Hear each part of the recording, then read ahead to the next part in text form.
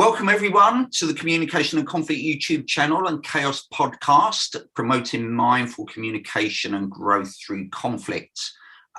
Today's video is another Mediators Discuss video, and I'm very happy to be talking to Hannah Fox from The Bridge in Loughborough in Leicestershire, who works in the field of supporting young people and others who are involved in issues around homelessness. So Hannah, what would you like to say to introduce yourself? I think you've done a pretty good job. So I work for a charity called The Bridge, which is based in Loughborough, although we kind of support all around Leicestershire. Trained as a CAOS mediator. So what we do is support individuals who are at risk of homelessness.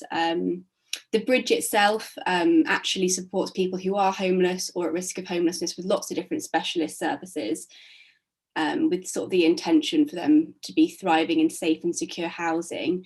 But what research shows is that number one cause of youth homelessness is family conflict and family breakdown. So that's kind of how mediation comes into it. So that's what I do as my day-to-day kind of full-time. And also sort of on part-time, I'm actually studying to become a play therapist. So sort of helping younger children process difficult life experiences. So I've got a real passion for, I suppose, supporting young people and families through difficult experiences. Yeah. Okay, cool. How about you, Alan? Do you want to introduce yourself? Yeah, so I guess my interest is obviously first and foremost about mediation, but I guess I think I was kind of connected to one of the earliest projects in the country, I believe, that was set up in kind of the early or mid 90s called Alone in London. And as far as I'm aware, that was one of the first projects. I never was actually a volunteer for them or work for them, but I was aware that it was one of the first projects, I think, so I'll be corrected if I'm wrong, that worked with this idea of providing mediation for people who are homeless. And it's been very interesting for me to see the journey that the homelessness mediation kind of movement, so to speak, has gone on since those times, because there have been changes which perhaps will come up in our discussion. So that's my kind of interest in and connection to mediation to support prevention of homelessness, which is the topic of today, which I think I forgot to say earlier, but everybody will know that if they've clicked on the video. So based on that theme, supporting homelessness prevention through mediation, what would you see as the things that you would like to look at and explore today in our discussion? I think I had a little think about this before. I think I would like to kind of explore the power of prevention and sort of, as it is in the theme, why mediation can be effective at preventing homelessness and the importance of that prevention based on the impact that homelessness has on the individual, on the family, on society.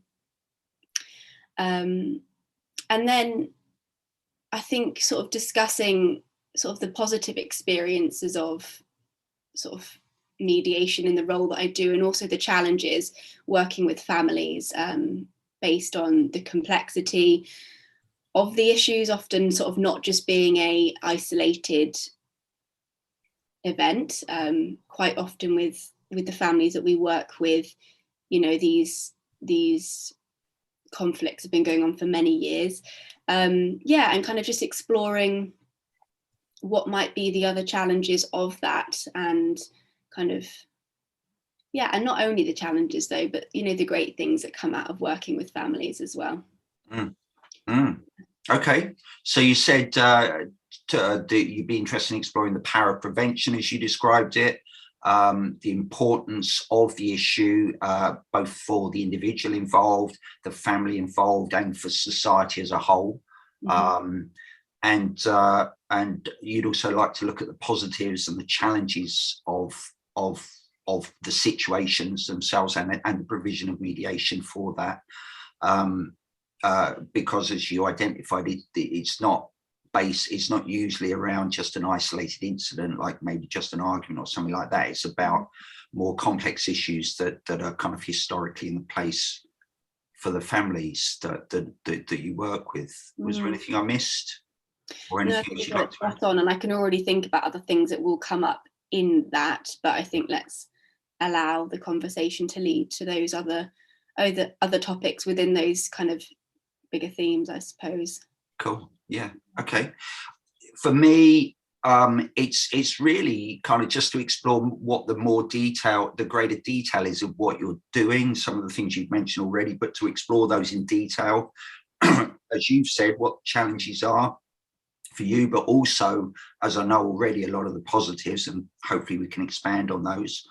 But as I say, just to kind of understand more about what both yours and the organisation's kind of daily activities are, such that it's kind of involving mediation in these circumstances. So that's the main thing for me. But obviously, as we know, the discussion will take its own journey. But those are the things that I'd be interested in exploring. Okay, so kind of getting more of an understanding of what we do at the Bridge and the mediation involved there. And yeah, exploring the challenges and the positive experiences perhaps, and just the daily activities of what goes on. Yeah. Sounds cool. So as a headline, what would we say are the headlines to that? Positives and challenges certainly came up from what I heard. Yeah, absolutely. Any other things? I remember you said prevention, power of prevention. Yeah, I think, we haven't uttered these words, but I think kind of it might come up naturally anyway, but kind of common themes that we see in case studies might give a bit of an insight for you on, the daily activities and what it actually looks like. And then also obviously explaining a bit more detail about, the Bridge and how it works and how we get our referrals in. Yeah. Interestingly, actually, that's one of the things I particularly want to explore, is how you get the referrals in, and I didn't mention it, but it's great that you've identified that. See the power of a review before we start, how referrals come in. So positives and challenges, the power of prevention, common themes in case studies or daily situations that come up, the Bridge itself, which I'd definitely like to kind of know more about. I know it does great things already, but to hear more detail about that would be good. And how referrals come in. Yeah. Any other things? No, I think that covers it. Yeah. Okay. So where should we start? Where would you fancy starting? I think it might be quite helpful to start perhaps with what we do at the Bridge as a formation of then going on to the greater detail of, the challenges and the positives. So essentially, the Bridge is a charity.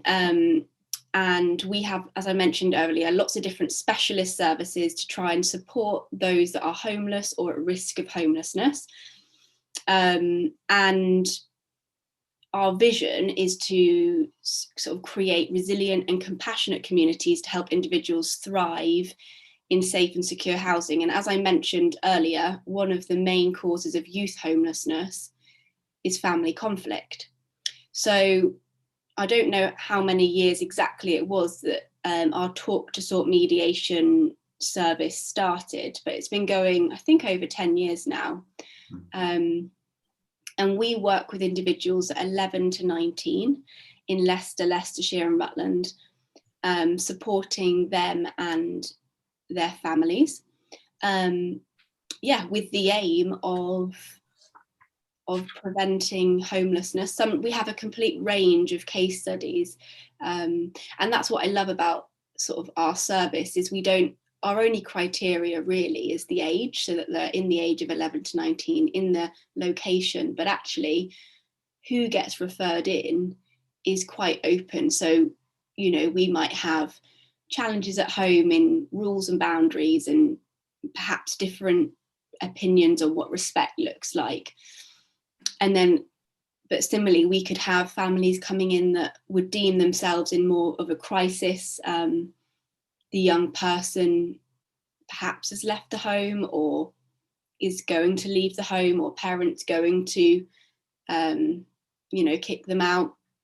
So it really does range. And I think what's great though about the structure of mediation is that it works and supports that huge variety of the spectrum of what's going on, because ultimately it's creating a space for that family or those individuals to find solutions, no matter what that looks like. And I think I've mentioned to you previously, but we can work just with the young people or just with the parents, because sometimes, we'll get a referral through and we'll contact the young person. They might not want anything to do with it, and it's a voluntary service, so that's absolutely fine. And sometimes we work just with the parents and find benefit in allowing them to have a space to reflect on what's going well and what they think the challenges are, and explore what the options are for them as a family or as an individual.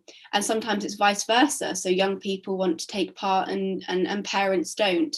And then often, as I've explained previously to you, is, we can always have both as well. So sometimes we'll have up to 5 or 6 people involved in that one case.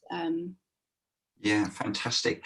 I mean, a couple of things that I would kind of point to in what you said, and maybe of interest to people listening, is the fact that you said the starting age is 11.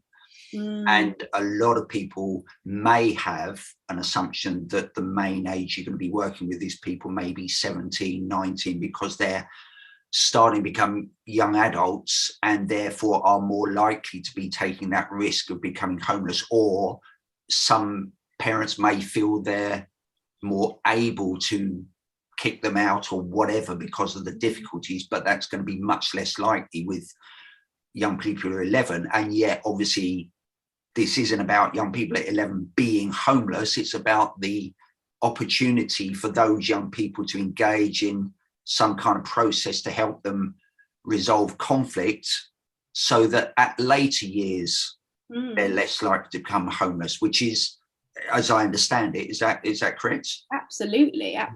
I think conflict starts from much younger than 11 often. Yeah.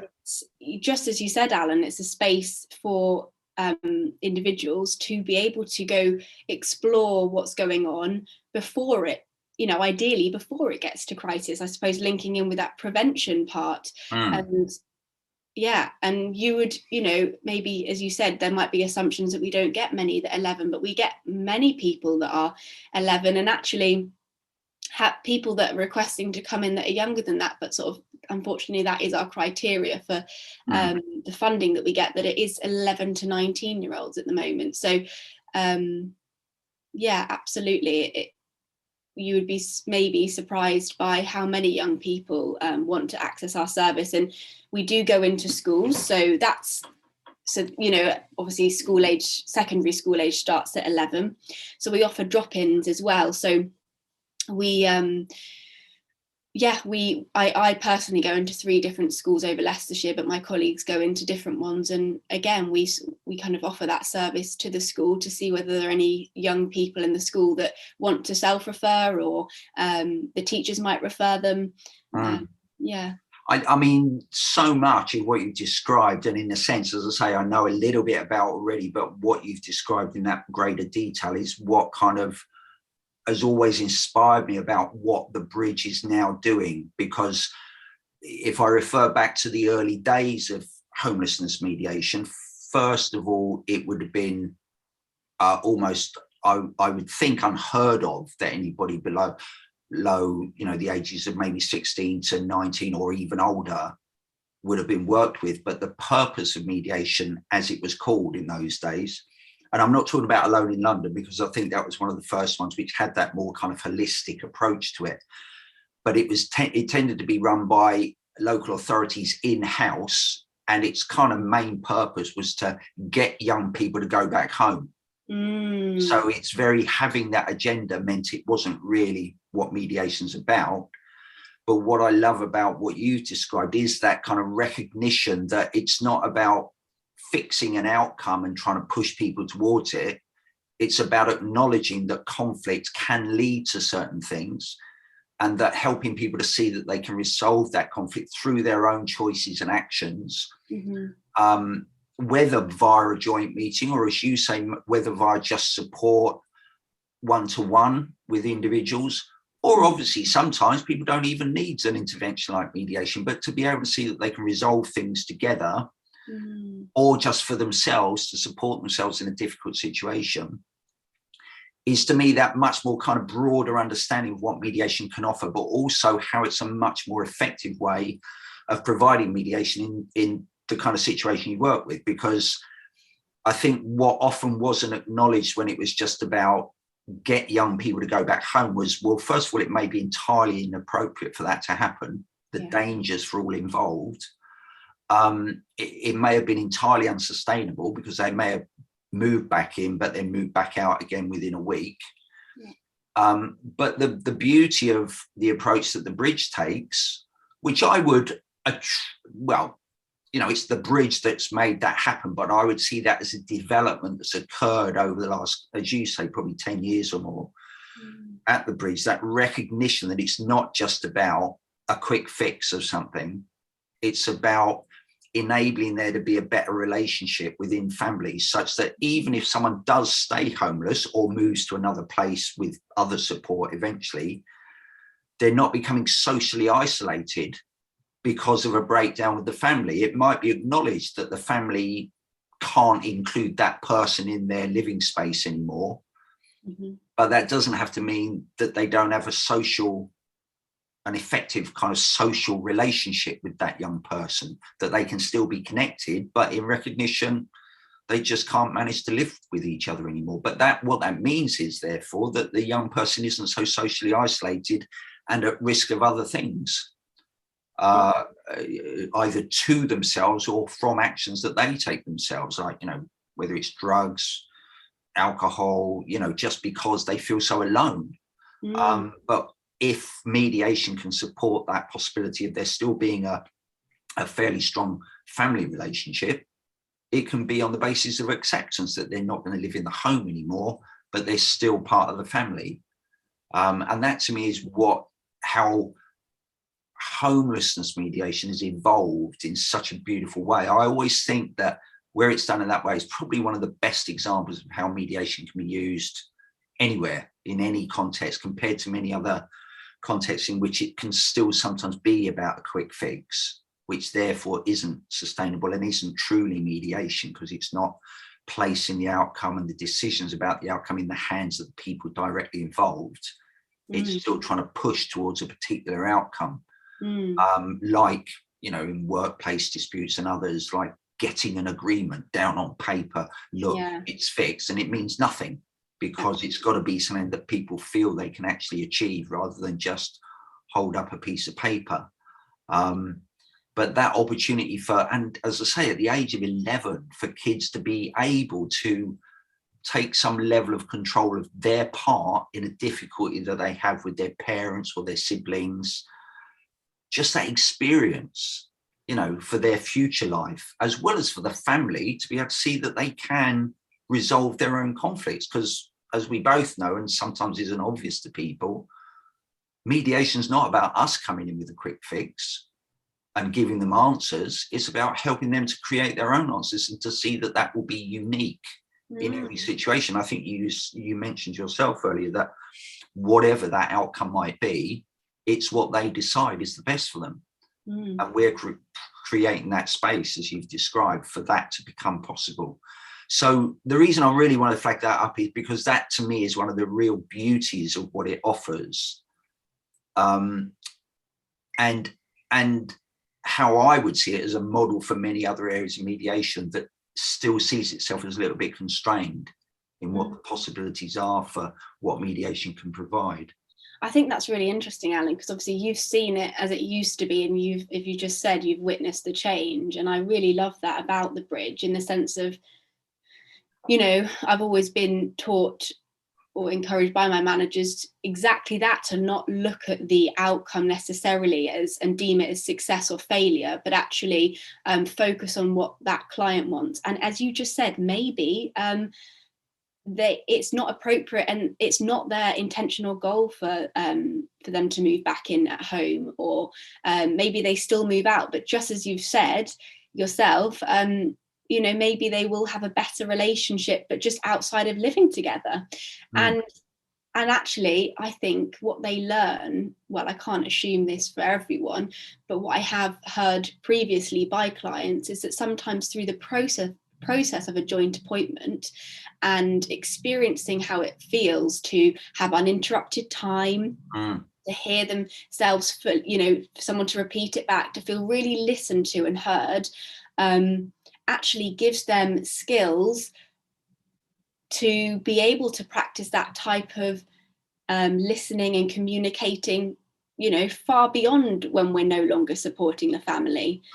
And I was, you know, only speaking to a client recently about how they were very open and honest about how it's so easy to not fully hear someone. It's when someone's talking, it's to, you know, bring in an opposition or their own opinion before that person's even finished, or thinking about it when they're talking. And it's just habit for a lot of people, you know, and I can speak for myself as well. That's something that I've experienced, of just thinking about what to reply before actually listening. And I think the process of mediation just teaches people a different way of communicating. And as you said, if you're starting that aged 11, the impact of that kind of into adulthood can be very beneficial.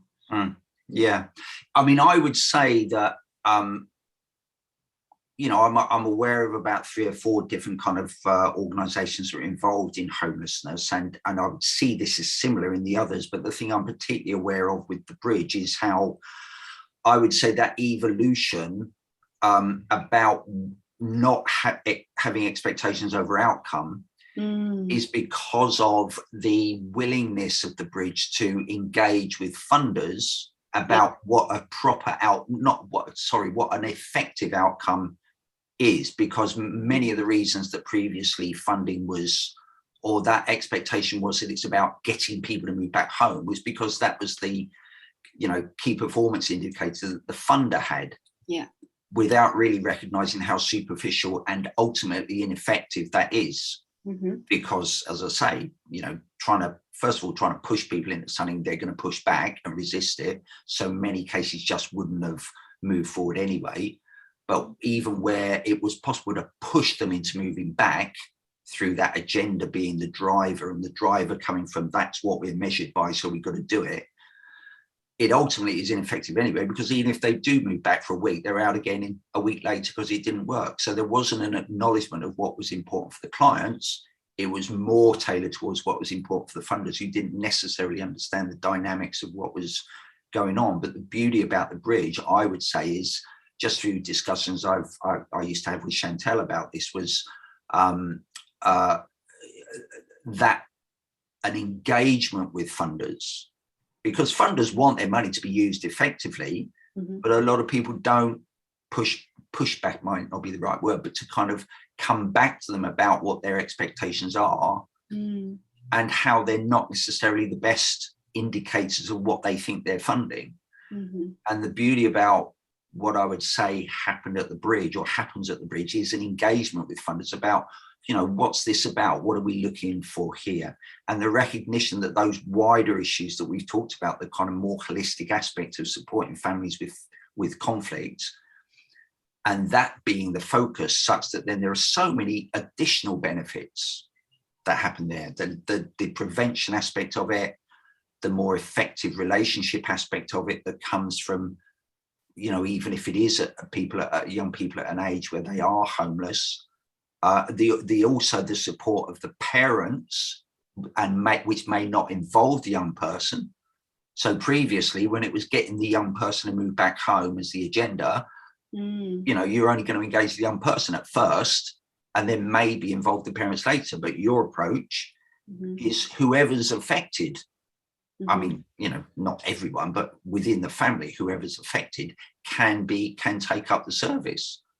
So it's just so much better, so much holistic, so much in line with what mediation's meant to be for as well, as an approach. But as I say, that evolution is because of the willingness of the Bridge and people engaging with funders to talk about what's effective rather than just be dictated to because of a misconception of what the process is about.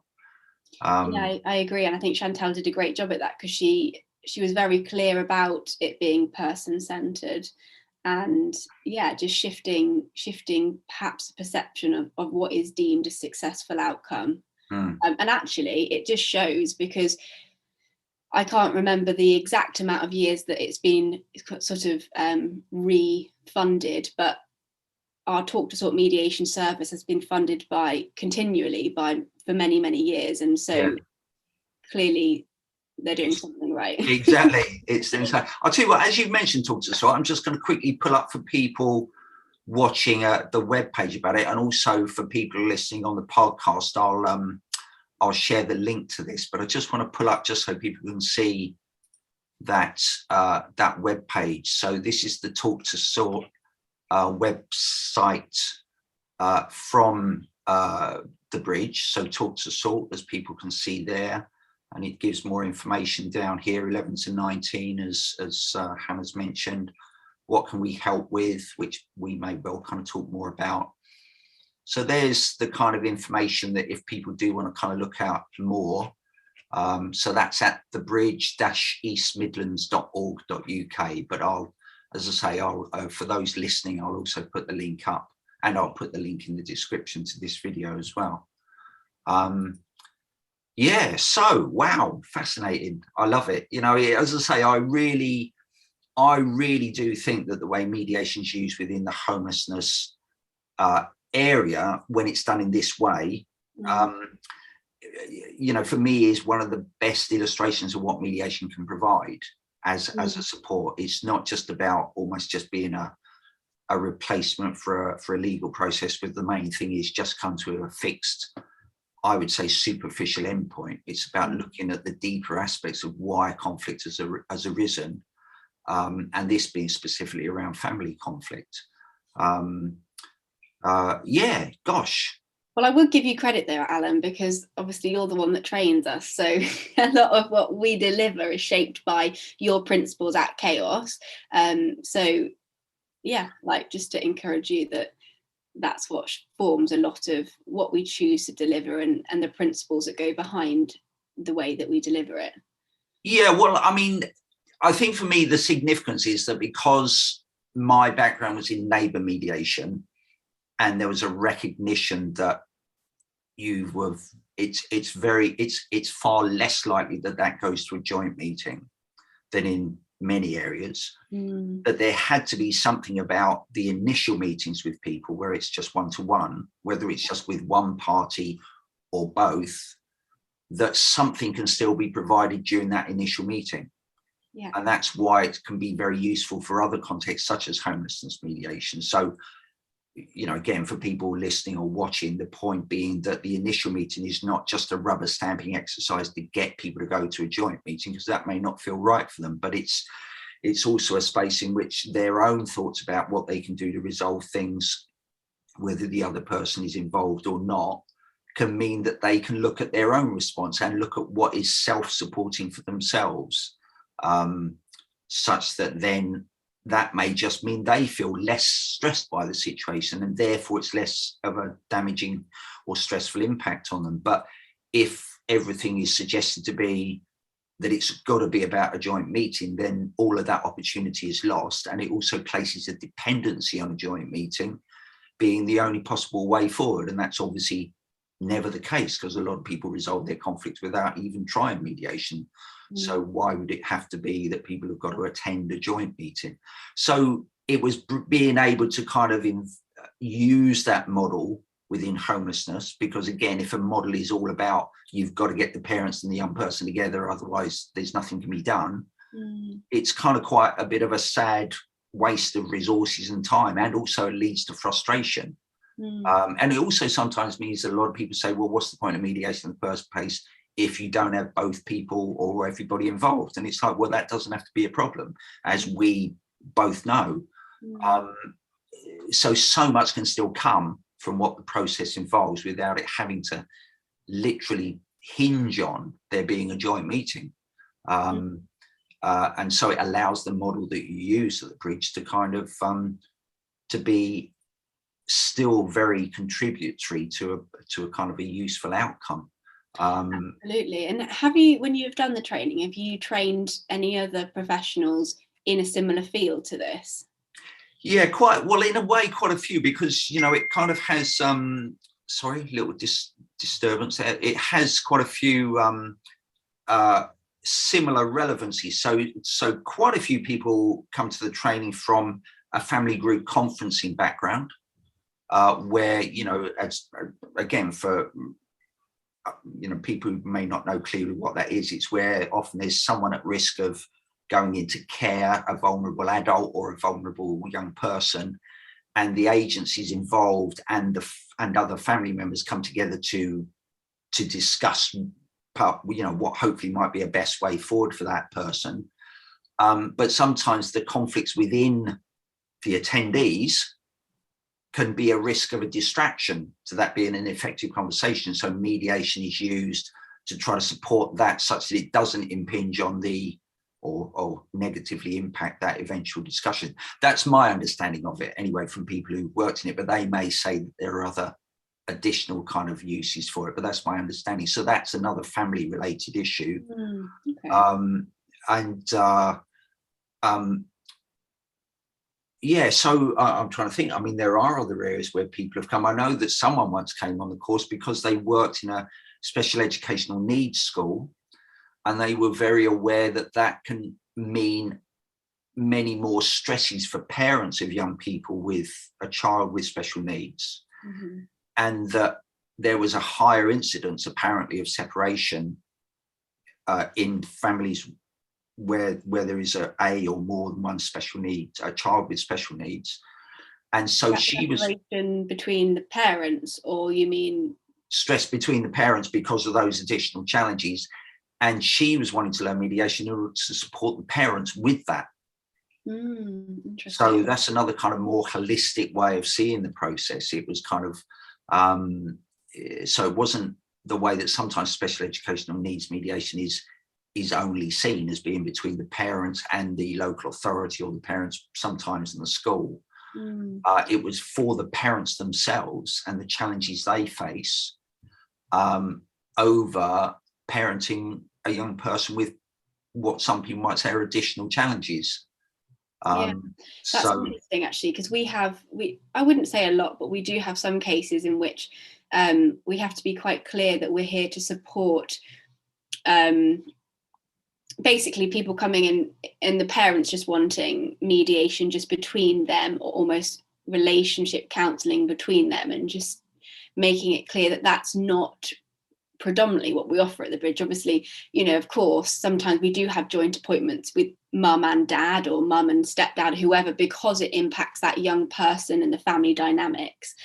But yeah, our focus and our funding is predominantly 11 to 19-year-olds and their family, and we want, you know, that to be the focus, not just the relationship to be the focus. Yeah, which just sort of reminded me when you were talking about that. But there's a definite place for that, absolutely. Oh, I think, you know, in a way, there are so many areas. And I mean, we've spoken about, you know, the project at the bridge where someone works with people who've been in prison and perhaps have had a broken relationship with their family. And sometimes that's deemed to be, well, that's just an inevitable consequence. But the opportunities for that is that relationship to be re-established once the person comes out of prison, and the massive social benefits that that could lead to. You were mentioning benefits for society of these things as well. But the opportunity for someone who's been in prison, perhaps as a consequence, lost the relationship with their family, and being supported in re-establishing that relationship through mediation. You know, it's still family related, and it's still an entirely valid and useful and how beneficial thing for someone to perhaps have access to. You know, that's another great area in which it can be provided. Absolutely. Yeah.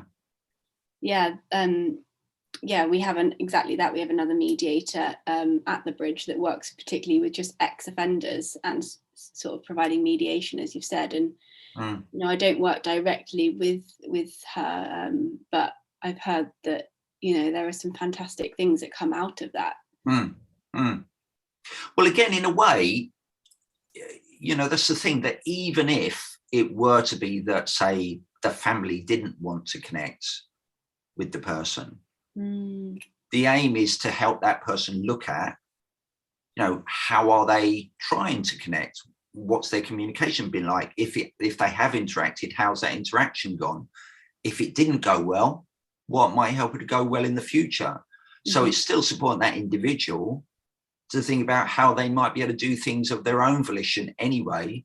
And also to help them look at what if it does remain the case for a while that they don't want to connect with you, or even forever, what can you do to support yourself still, so that they're given that space to look at what they can do to support themselves. So even if, as ever, there's not that joint meeting, there's still so much that the process, that the mediation process and the skills and practices provide that can help that person have that creative space, as we've spoken about. It's strange because as we're speaking, I keep thinking there's so many other areas that you know, in which this can happen. There was one was coming to me, but it's gone, but it will probably come back. But yeah, so many of these different kind of areas.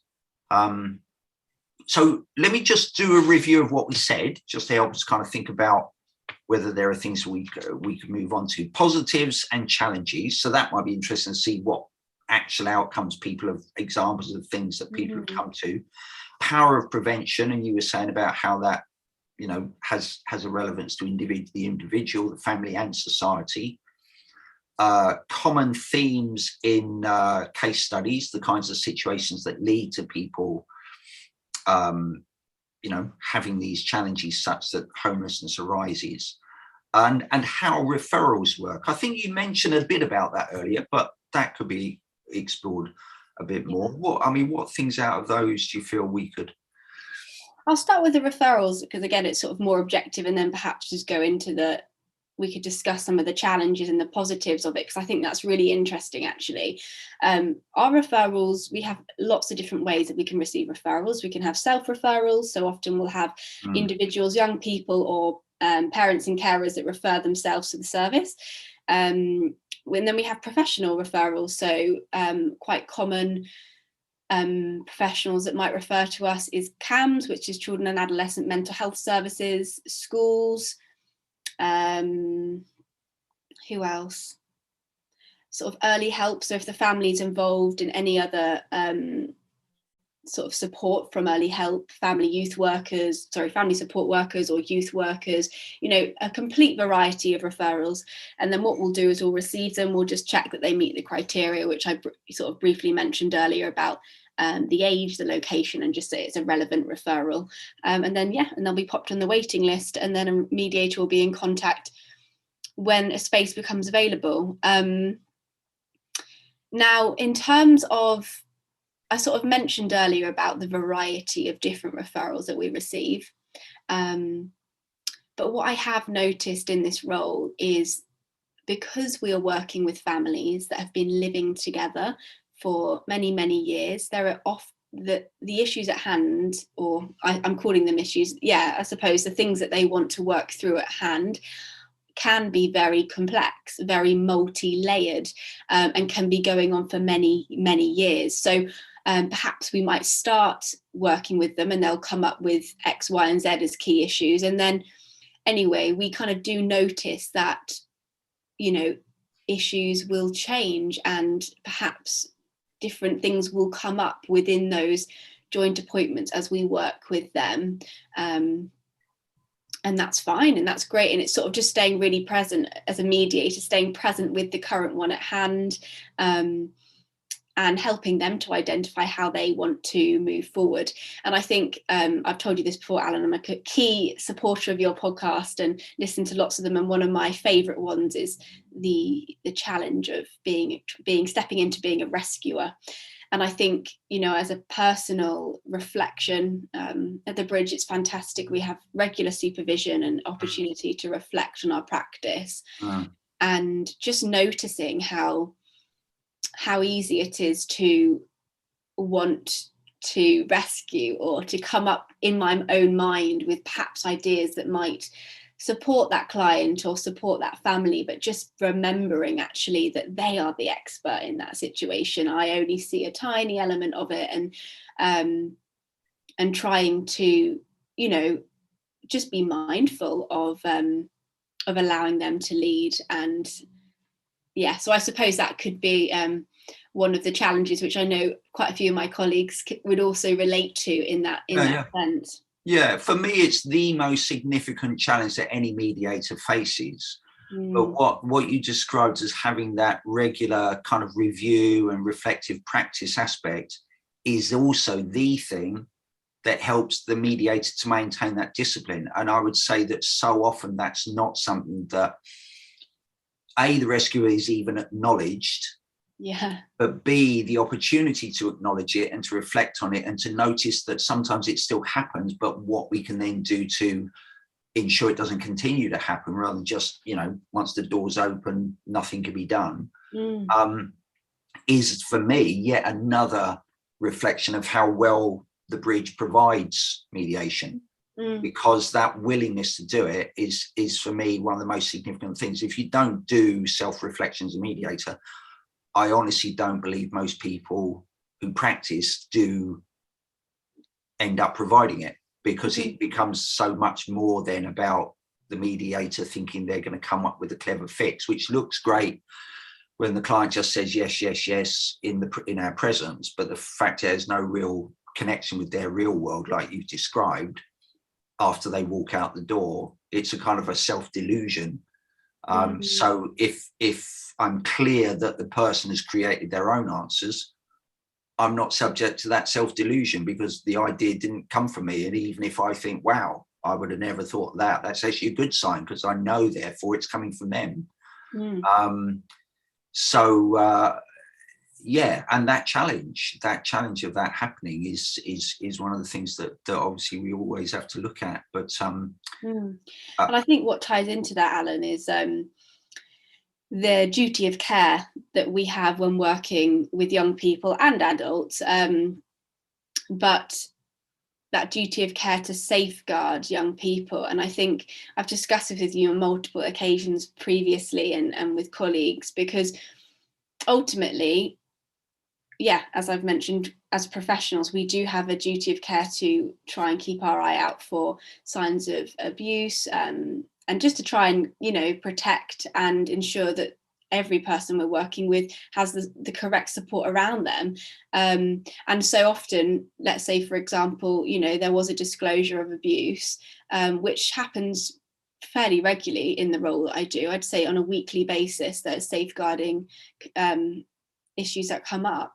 Then we have to step into a different role, and we have to put on a different hat, which is the duty of care hat, in which we do advise, in which we do make suggestions, because we have to. And I think it's just being really clear to the clients of the reason why I'm, you know, giving advice and taking action here is because of my duty of care, just so that they don't get confused as to why, you know, why there's a change. That's a continual part of my reflection as a mediator, and something that continually comes up in supervision to try and do that well. And as you say, we've discussed this a lot outside of this discussion, and for me it is about establishing what the balance is, such that both can be achieved. And as I think I've mentioned before, and I'll say it again here, there's always going to be an answer. It's not just going to be suddenly out of the blue. It's going to be looking at, well, what's the impact of doing it this way? What's the impact of doing it that way? What optimizes what we're trying to provide for the clients, but also which at the same time acknowledges that risk, so that it doesn't become that safeguarding always, in a sense, just continually steps in and prevents mediation from being able to carry forward, but at the same time acknowledges the genuine situations where something serious is indicated to be happening. But it is an ongoing challenge. But obviously, as I say, it can't be anything but that there will be a continuing clarity about how to deal with that. But it will only come through reflective practice. as you say. So for me, that's another reason why that is so important. Whereas if mediators don't practice that, they will end up, it will kind of become unclear what their actual role is, because they'll be fixers and rescuers, and by definition, it will therefore cease to be a person-centered process. I kind of often hear, oh, we're client-centered and person-centered, but when I explore into what that, I'm not necessarily talking about mediation here, but in other contexts, I hear a description of a process as person-centered and client-centered. And really, when I look into it, it's not. It's practitioner-led and it's system-led because of the expectations of the system. Whereas the reflective practice is what helps to ensure that mediation remains a client-led process. Because, as we've said before about safeguarding, so long as clients know before they go into the meeting, absolutely, what those conditions are upon which you would have to step out of role and take whatever necessary safeguarding actions, then they're still in control. Yeah. But if suddenly out of the blue, it's like, oh, the sirens go off and you've got to stop, and they think, well, where did that come from? They've not been given the choice about how they, disclose and share how safe they feel, etc., about discussing those things. Absolutely, as you said, it's just about making it clear. I do it multiple times, actually, sort of on the introductory session, and most times that I meet with the clients is just making it clear about that, so that they, as you said, so nothing comes as a surprise when we do have to, if we do have to take action. Yeah, and they're still the deciders of what they do and how they say and what they say, etc. And so it remains client-centered and person-centered as an approach. Gosh. So was there anything else on there that you wanted to sort of discuss, Alan? I think for me, well, in a sense, one of the things, again, there could be perhaps more detail and would more specifically what kind of challenges are the ones that come to you. Is it if the family comes to you, what are they saying? If the young person comes to you, what are they saying as being the thing? But still in acknowledgement of what you said about it being multi-layered, that while they might bring a particular thing, there may be all sorts of things that come back under it. Yeah, it's a really good question, and I think I was reflecting on this before this discussion. I think common themes that come up are the differentiation, well, the differing views between parent or carers and young person with what they deem respect looks like, what they want their household environment to look like, sort of what family time might look like, or the lack of it.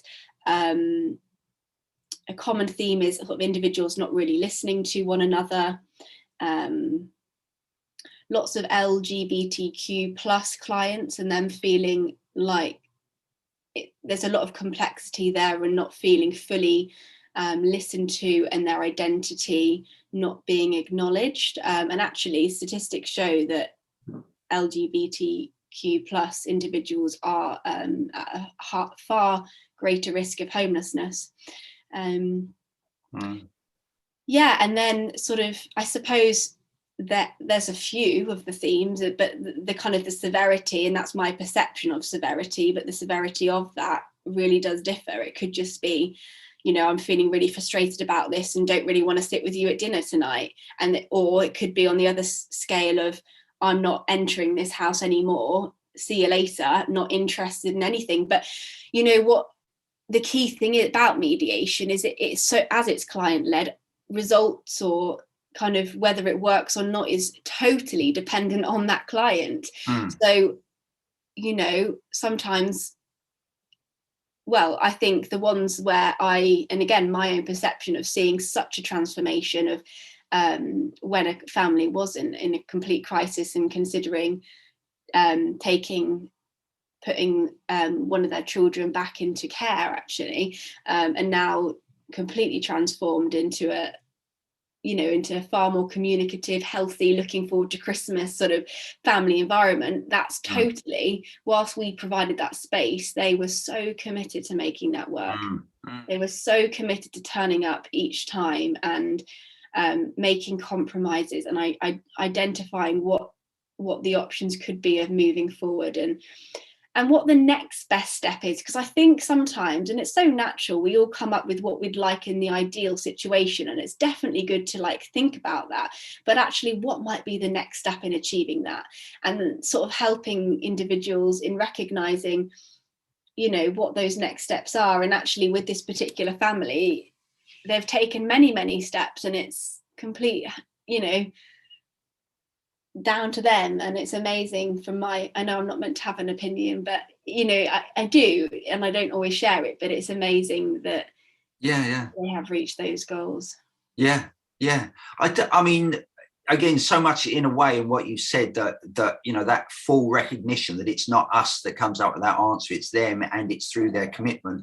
But at the same time, what I would say is that commitment is only going to be encouraged and supported if people don't turn up and get told, you've got to do this, you've got to do that. We're sending you for this, we're sending you for that, etc., etc. They are the deciders of how they go forward, and we're not putting obstacles in the way by saying, no, you can't go that direction, we're going to send you here first, or we're going to send you there first.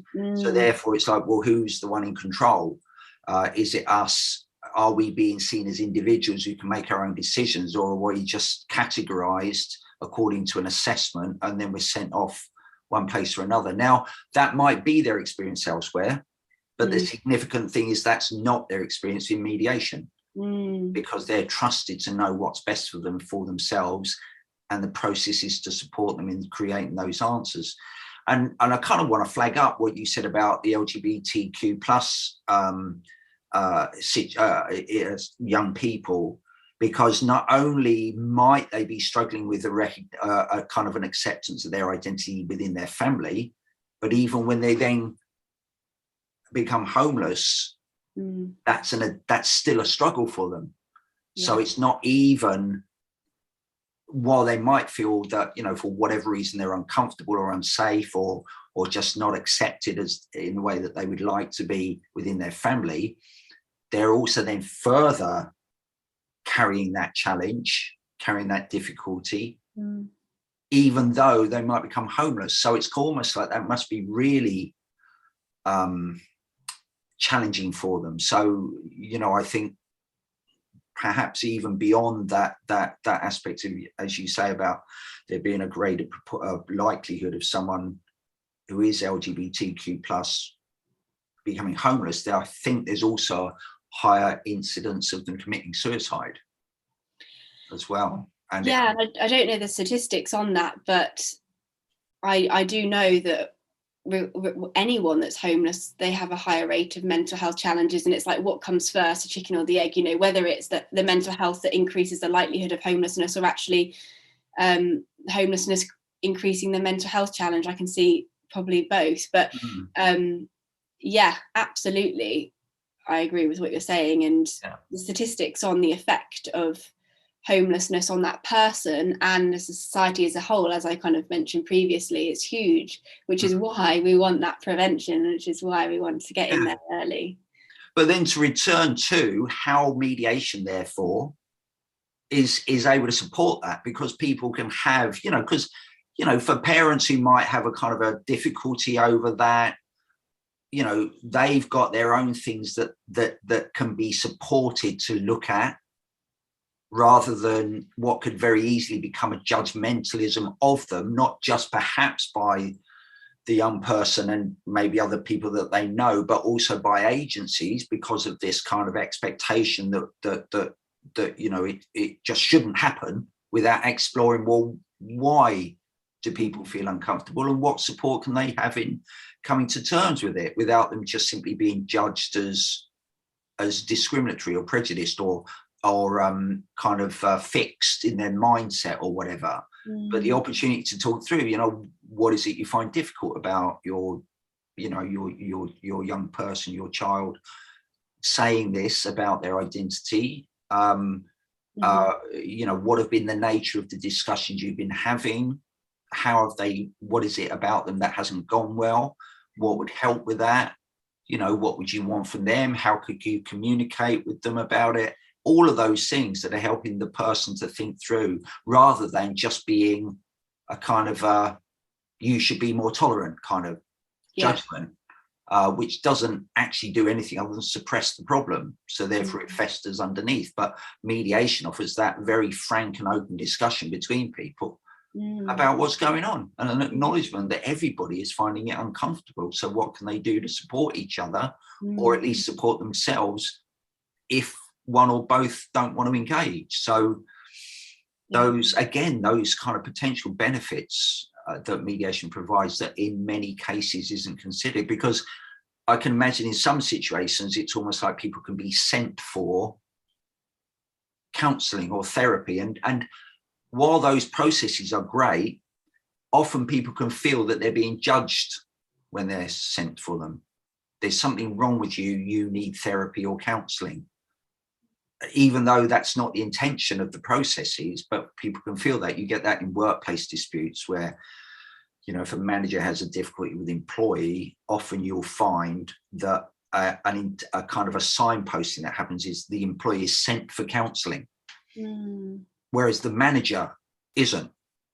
So therefore it's deemed to be there's a problem child in that kind of parent-child portrayal of it. There's a problem child, they need to be sent for counselling. Whereas why wouldn't that also be offered to the manager rather than a sending of?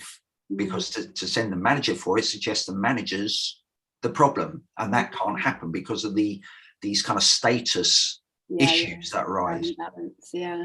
So again, that's the risk sometimes of making the only option to go for counselling, because people feel judged. Whereas with mediation, everybody can be involved. So it's a free and open opportunity. So you self-refer yourself, or you agree to be referred, rather than it be that you're sent. Well, it's completely voluntary. So absolutely, it's about feeling empowered to make that change if that's what you want to. Yeah, which is another example of how it's truly person-centred.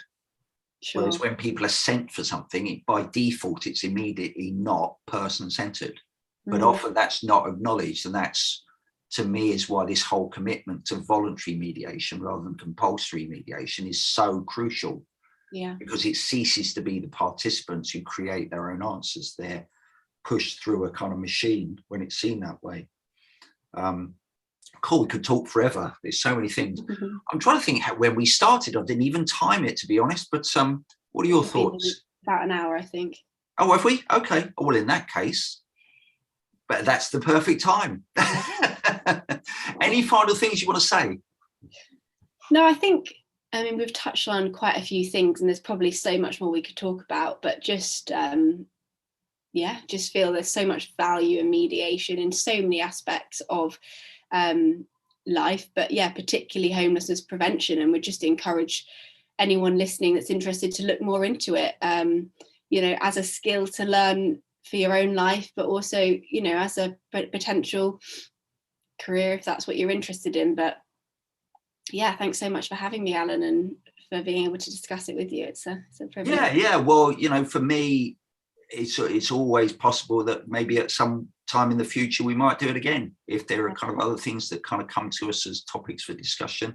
I would likewise encourage anybody who is particularly interested in homelessness mediation to go to look at the Bridge and how it does it, because I think for some years now I've always thought it's kind of, for me, almost an iconic example of how mediation can be provided in homelessness prevention, because it's concerned with doing it in the most effective way possible, rather than that risk of simply jumping through hoops, of simply just trying to kind of get young people to move back home, which is so much less effective as an aim than simply supporting the resolution of family conflict in whichever way that family chooses to, in acknowledgement that it may or may not still remain conflict, but in whatever way, in whatever direction that goes, there's still that retained social relationship